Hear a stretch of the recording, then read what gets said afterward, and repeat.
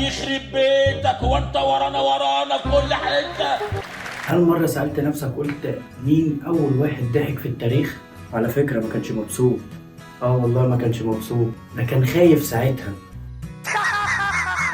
يعني الإنسان زمان أول ما ضحك كان ساعتها بيقول أنا مرعوب يا جماعة. الضحك بدأ من أكتر من 2 مليون سنة. 2 مليون سنة؟ أنت عبيط، أكيد عبيط يا عم. استنى، وكمان مش إحنا برضو اللي بنضحك. مش بقول لك عبيط. الانسان استخدمه كطريقه يقولوا لبعض بيها ان انا مش خطر. في الخناقات بين الصحاب لما بييجوا يتخانقوا تلاقي واحد هيديله خلاص بالبنيه. بسم الله الرحمن الرحيم، وجعلنا بين ايديهم سدا ومن خلفهم سدا فاخشيناهم فهم لا يبصرون. بسم الله الرحمن الرحيم. يضحك له الطرف الاول، الطرف الثاني ايه؟ يعرف ان هو مش جاي في خناق، الاثنين يتصالحوا. يعني الضحك زمان لغه ما كانش هزار.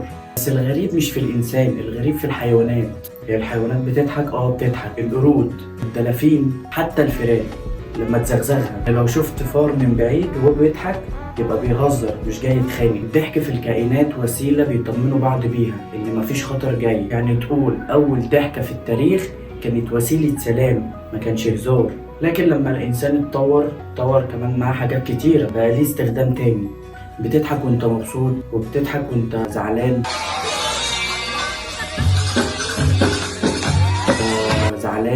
وبتضحك وانت متوتر. الدماغ بقت تستخدم الضحك كحماية نفسية. تخيل ان في ناس بتضحك في الجنازة. انت بتضحك عليه. هو مش شمتان، هو عشان جسمهم مش قادر يستوعب الصدمة اللي هم اتحطوا فيها. فالضحك مش بس في الهزار، ده نظام دفاعي اخترعه المخ علشان ما ننهارش. ولما بتضحك وسط ضغط انت مش مجنون،